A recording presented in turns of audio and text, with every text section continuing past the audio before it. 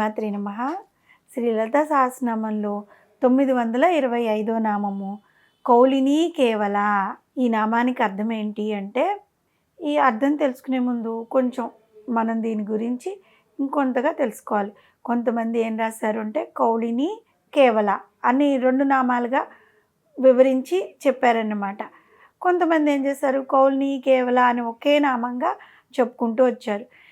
ఏదేమైనా కౌలినీ కేవల అని ఒక నామంగా చెప్పుకున్నా, కౌలినీ కేవల 2 నామాలుగా చెప్పుకున్న అర్థం ఒకటే.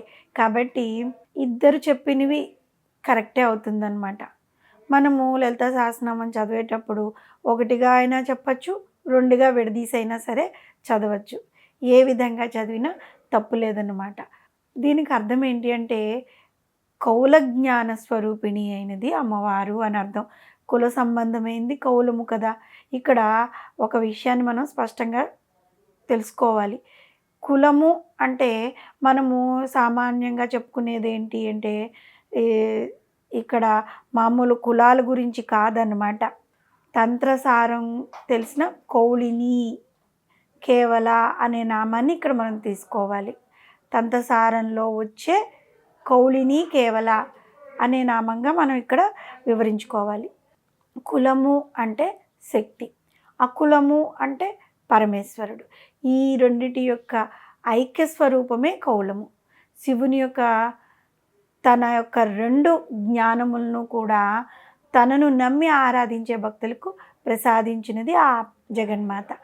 మానవుల్లో నెలకొన్న షట్చక్రాల్లో శక్తికి నివాస స్థానమైన మూలాధార చక్రము కులము అయితే, మహాశివునికి సంబంధించిన శివశక్తులు ఇరువురికి ఐక్యస్థానమైన సహస్రార చక్రము అకులము.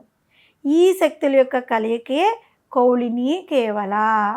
పిండాండ స్థానమైన మూలాధార చక్రం నుండి బయలుదేరి శక్తి స్వరూపమైన కుండలిని శక్తిని, షట్చక్రాలను, బ్రహ్మ విష్ణు రుద్ర గ్రంథులను దాటుతూ బ్రహ్మాండ స్థానమైన శ్రీచక్ర సహస్రార చక్రంను చేరి అక్కడ మహాకామేశ్వరంతో సంగమిస్తుంది.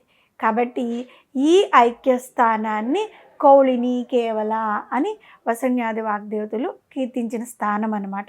విశ్వకోశంలో ఏముందంటే, కేవలము అంటే జ్ఞానము అని, పూర్ణము అన్న శబ్దాల్ని ఈ విశ్వకోశం వివరించింది. ఈ అర్థాలు దేనికి అన్వయిస్తాయి? జగన్మాత జ్ఞానరూపిణి అని, ఏకరూపమై పూర్ణమైందని వివరిస్తాయి. పరమేశ్వరి శుద్ధురాలు, కౌళ్ళచే పూజింపబడుతూ ఉంటుంది, ఈశ్వర జ్ఞానాన్ని ప్రసాదిస్తూ ఉంటుంది. సుఖదుఖ రహితురాలు, అమ్మవారికి సుఖదుఖాలు ఏవి అంటవు కదా. అమ్మవారు కాలస్వరూపిణి. ఇక్కడ మనం ఇంకొకటి చెప్పుకోవచ్చు. ఏంటి అంటే, మనము భోక్తలు అంటే అర్థం ఏం తీసుకుంటాము? భుజించువారు అని కదా. భోజ్యములు అంటే భుజింపబడు పదార్థాలు. ఇవి 2 కూడా రకరకాలు, వేరు కదా. భుజించేవారు, భుజించబడేవి అనే అర్థాలు వస్తాయి. భోక్తలు ఈ భోజ్యములను భుజింపగా అవి కాలక్రమంగా ఏమైంది, ఆ భోజ్య పదార్థాలు తమ స్వీయ జాతి యొక్క తత్వాన్ని భోక్తలు ఈ భోజ్యములను భుజింపగా తర్వాత రాను అవి ఏమైపోయాయి, భోజ్య పదార్థాలు తమ స్వీయ జాతి యొక్క తత్వాన్ని పోగొట్టుకుని భోక్తల్లో లీనమై సమైక్యం చెందుతున్నవి. అంటే ఏంటి, మనం ఆ భోక్తలు తిన్నవి వారిలో కలిసిపోతున్నాయి కదా.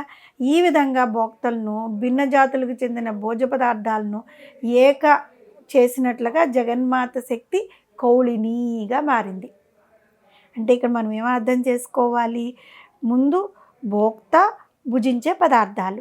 ఆ భుజించే పదార్థాలను భోక్త తీసుకున్నప్పుడు ఆ 2 ఒకటే అయిపోతాయి కదా. అలాగే కౌలినీగా ఇక్కడ మారింది అని మనం అర్థం చేసుకోవాలి. జగన్మాత పరబ్రహ్మ స్వరూపిణి కదా, అద్వైత స్వరూపిణి. ఏకమేవ అద్వితీయం బ్రహ్మ అంటే ఆ తల్లి తప్ప ఈ విశ్వంలో ఎవరూ లేకపోవడం చేత పరమేశ్వరిని కేవల అని, కేవలం ఆవిడే ఉంది, అందుకే కేవల అని పిలిచారు. కేవల జ్ఞానం కలిగిన చిత్స్వరూపిణి.